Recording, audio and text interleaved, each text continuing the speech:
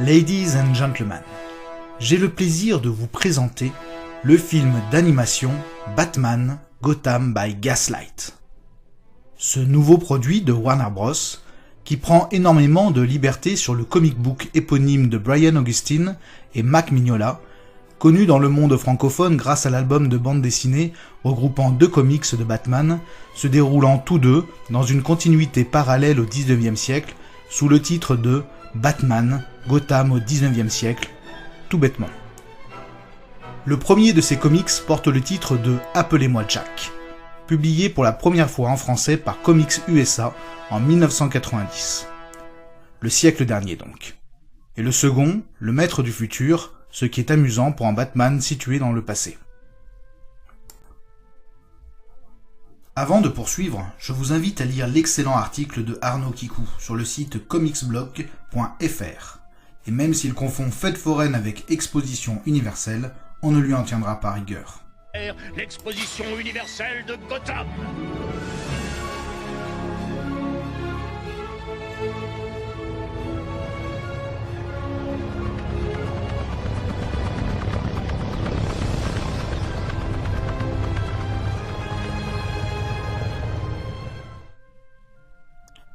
Pour bien comprendre le sujet, il faut savoir que Gotham by Gaslight est un titre édité sous la bannière des Elseworlds, nom d'une collection de DC Comics, dont les récits placent les héros de l'univers DC dans un contexte différent, dans un autre monde, différent de la continuité classique des DC Comics.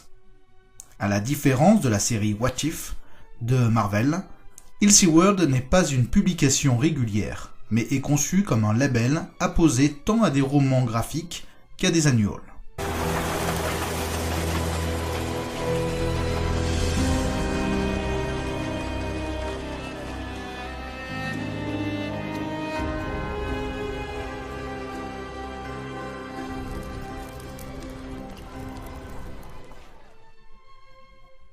Nous sommes donc dans un Gotham City d'inspiration victorienne, façon Londres du XIXe siècle, avec des éléments steampunk également bien représentés.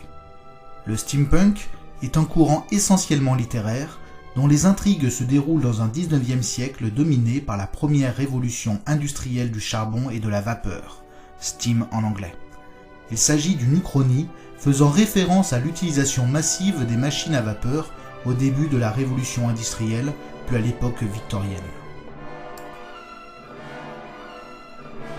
Le scénario est lui aussi assez simple. Jack l'Éventreur est présent dans Gotham et Batman est chargé de l'arrêter. Intéressons-nous au titre en anglais. Batman Gotham by Gaslight pourrait se traduire littéralement par Batman Gotham par Gaslight, ce qui ne nous apprend rien. Le terme Gaslight vient d'un thriller psychologique américain réalisé par George Cukor, sorti en 1944. Il s'agit de l'adaptation de la pièce de théâtre In Judge Street de Patrick Hamilton. Il est sorti dans les salles new-yorkaises le 4 mai 1944. Et dans le monde francophone, il portera le titre de Hantise. De cette pièce de théâtre et de ce film ressort le mot gaslighting, qui désigne l'utilisation systématique de la manipulation psychologique du personnage principal sur sa victime. Le terme gaslighting a basculé dans le langage courant à partir des années 1960. Il décrit les manœuvres utilisées pour manipuler la perception de la réalité d'autrui.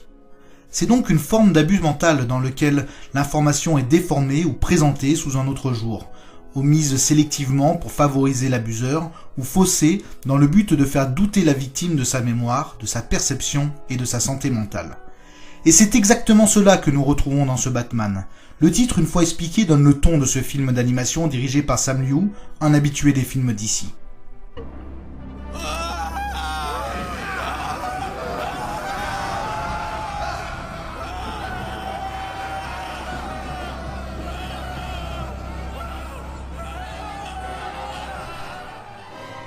Batman, mais aussi le spectateur que nous sommes, allons nous faire manipuler jusqu'à la découverte de l'identité de Jack l'Éventreur. Et pour les lecteurs du comic book, appelez-moi Jack. Pas d'inquiétude à avoir, car si ce film s'attache surtout à garder l'ambiance du comics, la version animée de Gotham by Gaslight réinvente son histoire. Donc pas d'allusion au retour de Bruce Wayne à Gotham et sa prise du costume. Notre héros est déjà installé. Jack l'Éventreur assassine violemment des femmes des quartiers pauvres, notamment, selon Belloc, des prostituées et danseuses de cabaret. Et notre Batman du 19e siècle doit les stopper. Durant cette histoire, tel Sherlock Holmes, Batman va tenter de découvrir l'identité de Jack l'Éventreur. Et nous autres spectateurs, nous tenterons de même, sans y parvenir. Jack l'Éventreur, ou en anglais Jack the Ripper, est le surnom donné à un tueur en série ayant sévi dans le district londonien de Whitechapel en 1888. L'affaire à laquelle le personnage est lié, depuis l'époque de son déroulement jusqu'à aujourd'hui, a donné lieu à maintes hypothèses et inspiré bon nombre d'œuvres en tout genre, lui conférant un statut de mythe moderne. Le tueur aurait surtout agressé des prostituées vivant dans les bas-fonds de Londres. Elles eurent la gorge tranchée avant de subir des mutilations abdominales. L'extirpation d'organes internes d'au moins 3 victimes a conduit à l'hypothèse que le meurtrier maîtrisait des notions d'anatomie ou de chirurgie. Cette hypothèse sembla confirmée lorsqu'un membre comité des vigiles de Whitechapel reçut en octobre 1888 la lettre From Hell accompagnée de la moitié d'un rein ayant peut-être appartenu à l'une des victimes. Cette approche du tueur dans ce Batman est fidèle au mythe, le brave Gordon recevant ces lettres signées et ayant même reçu un organe d'une des victimes. Car oui, ce Batman Gotham by Gaslight est un film sombre, destiné à un public mature, et même si les scènes de sexe sont suggérées et non montrées, on est tout de même spectateur du sang versé.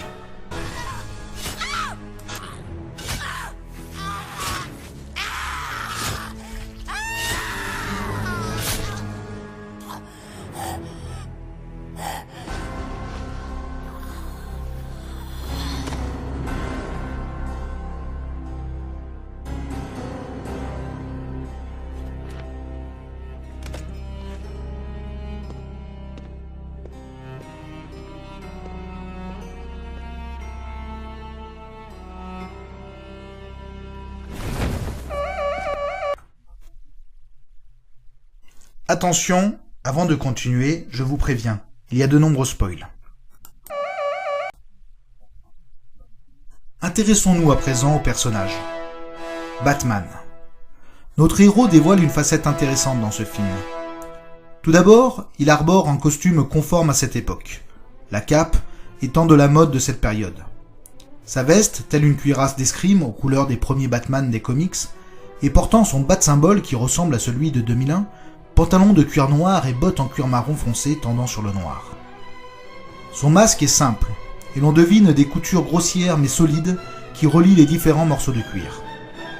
Ce dessin de Sang Mead sur le site de DeviantArt.com lui rend bien hommage.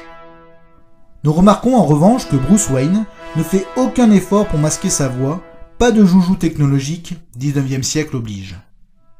Et en parlant de joujou technologique, car c'est ce que l'on aime chez notre chauve-souris, on en voit peu dans cette histoire, mais on apprécie l'effort fait pour rendre crédibles ces gadgets à la vue de l'époque.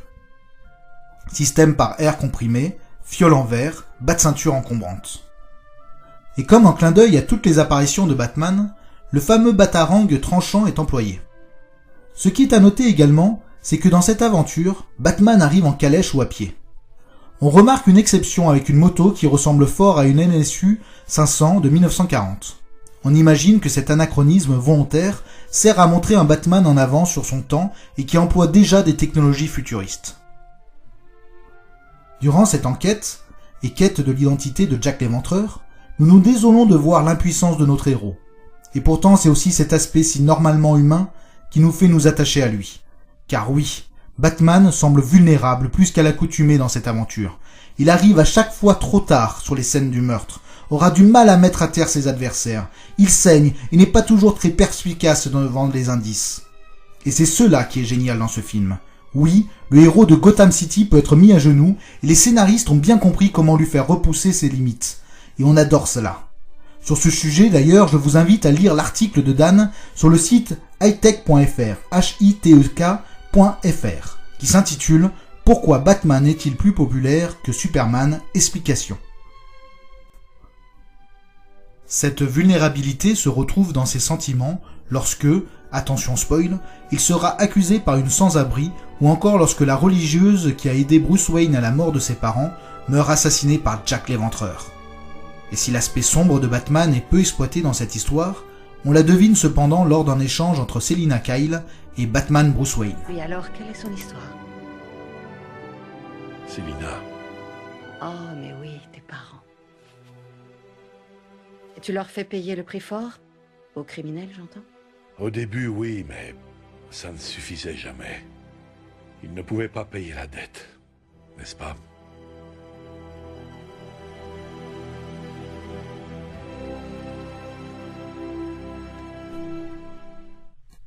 Ici, Selina Kyle est une actrice montante de la bonne ville de Gotham.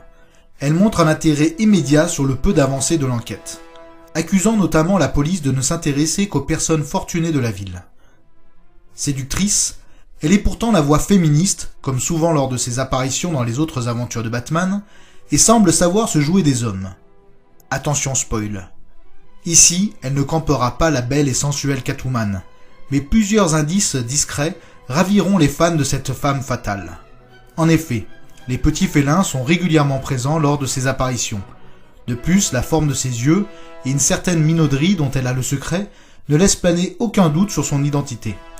Lorsqu'elle sera amenée à rencontrer Jack l'Éventreur, elle emploiera le fameux lasso, son arme de prédilection, et qui fait référence à la queue d'un chat. Tu prends soin de tous les chats perdus de Skinner's End. Il faut bien que quelqu'un le fasse. Il n'y a personne d'autre qui prenne leur défense.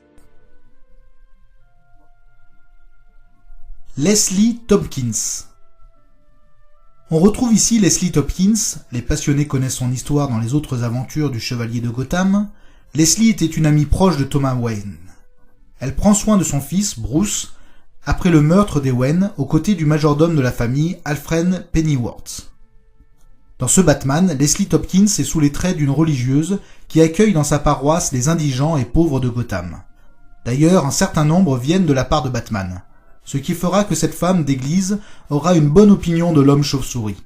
Et, attention spoil, lorsqu'elle mourra avec un déterminisme empreint de courage sous les coups de Jack, on aura là l'occasion de voir chez Bruce Wayne ô combien elle aura été d'une certaine influence, notamment positive, sur lui. Alfred Pennyworth. Dans cette histoire, le brave et fidèle majordome d'origine anglaise de Bruce Wayne n'est pas très employé. C'est un peu mon regret, ayant personnellement un certain attachement à ce personnage. Et si Alfred connaît et protège la double identité de son employeur, on regrettera qu'il ne donne pas plus son opinion, comme dans d'autres aventures de Batman. Cependant, on devine malgré tout une certaine profondeur chez ce personnage, lorsque, attention, alerte spoil, il rencontre au cimetière les jeunes Dick, Jason et Tim. J'ai pris sur moi de cacher l'autre tenu dans le compartiment sous le siège de la calèche de monsieur. Avant que Batman n'aille rôder, je crains fort que monsieur ne doive se montrer en public. L'on pourrait jaser, sinon. Et quel engagement ai-je encore accepté ce soir? Dick, Jason et Tim. Lorsque Batman fait sa première apparition, c'est pour empêcher les méfaits des trois voyous qui s'en prennent à un couple de bourgeois dans une ruelle de Gotham. Les trois orphelins portent les prénoms de Dick, Jason et Tim. Ces trois prénoms ne sont pas choisis au hasard, puisqu'en effet, ce sont les prénoms des trois Robins qui accompagneront Batman, à savoir Dick Grayson, Jason Todd et Tim Drake. Attention spoil, ils vont d'ailleurs permettre à Bruce de redevenir Batman avec une honnêteté nouvellement acquise par eux grâce à Alfred.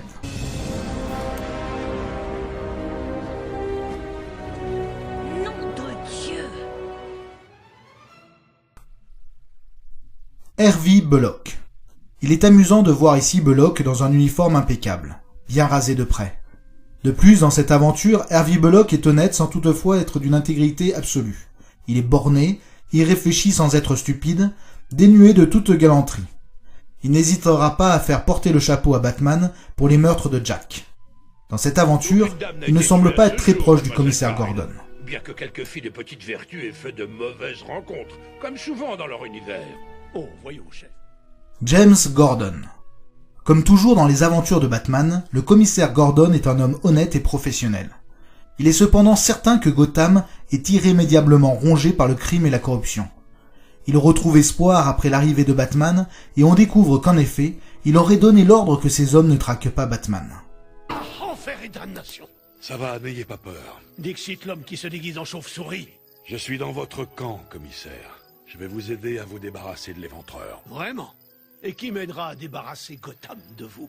Vos hommes n'ont pas l'air bien pressés de m'arrêter. Je suppose que leurs ordres viennent d'en haut. Et à présent, parlons des méchants. Hugo Strange. Portant ses lunettes rondes qui lui sont indissociables, notre méchant très aimé campe dans cette aventure un psychiatre exerçant à l'asile d'Arkham. Monsieur Wayne. Docteur Hugo Strange, je présume. Ah, vous me connaissez.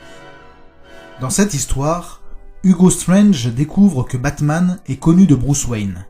Il souhaitera le rencontrer et utilisera Bruce Wayne comme intermédiaire pour fixer un rendez-vous. Attention spoil. De cette rencontre, vous comprendrez pourquoi j'ai insisté au début de cette vidéo pour vous expliquer le terme de gaslight. Et je puis vous assurer en tant que médecin et que chirurgien que vous survivrez. Parlons à présent de Ivy, Pamela Lillian Isley. Ici, la vénéneuse Ivy n'est pas celle qu'on pourrait croire. Immédiatement présentée dans un show de danse exotique dans un cabaret de Gotham, l'ensorcelante Pamela porte son nom de scène, Ivy, la femme plante. Elle est l'une des enfants ayant bien grandi, issue de la paroisse des nécessiteux de Gotham. Elle est danseuse dans un cabaret et la première victime de Jack l'Éventreur.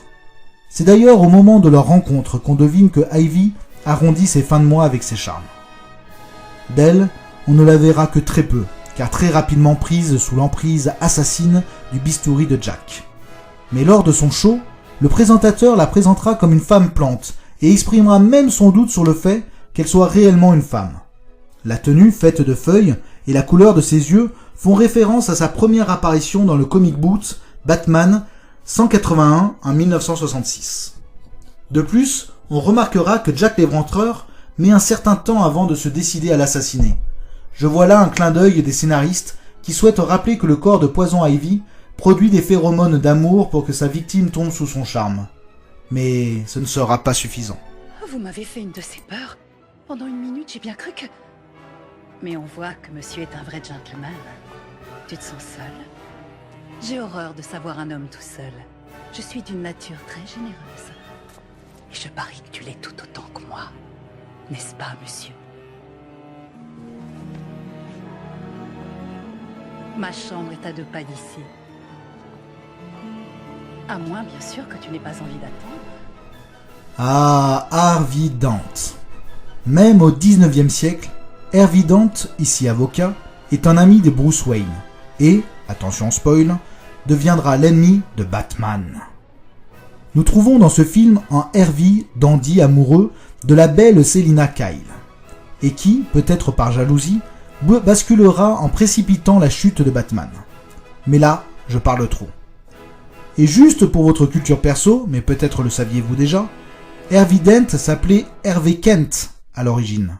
Mais DC Comics fit altérer le nom pour éviter toute confusion avec Clark Kent, c'est-à-dire Superman. Du sang, de la sueur et des larmes. Voici ce qui a transformé ce rêve en une fabuleuse réalité, gentlemen. Et surtout la fortune de Bruce Wayne. Vous parlez comme un véritable procureur général, monsieur Dent. L'argent aide toujours, bien sûr, mais c'est l'ingéniosité des capitaines d'industrie de cette ville qui a donné corps à toutes ces merveilles. Et j'espère que votre groupe trié sur le volet appréciera... Cyrus Gold. Nous retrouvons également Cyrus Gold, avant qu'il ne soit Salomon Grundy. Et si son histoire est d'avoir été un marchand, ici il est prisonnier et, attention spoil, il permettra à Bruce de s'échapper de la prison grâce à une manipulation de ce dernier. Bon alors, à qui le tour maintenant? Qui a le cran de se mesurer à Cyrus Gold? Je vais tenter le coup. Voilà, j'espère que cette vidéo vous a plu. Je vous encourage à me laisser des pouces bleus et de m'indiquer vos avis dans vos commentaires. Et si j'ai fait quelques spoils, sachez que je me suis appliqué à ne pas vous dévoiler l'identité de Jack l'Éventreur, et que ces connaissances, par avance, ne devraient pas vous gâcher le plaisir de voir ce film. Batman, Gotham by Gaslight, est un film d'animation plutôt réussi, même si d'un point de vue technique et graphique on aurait pu faire mieux. J'insiste sur l'ambiance réussie pour ce Elseworld, avec une histoire qui montre une originalité bienvenue.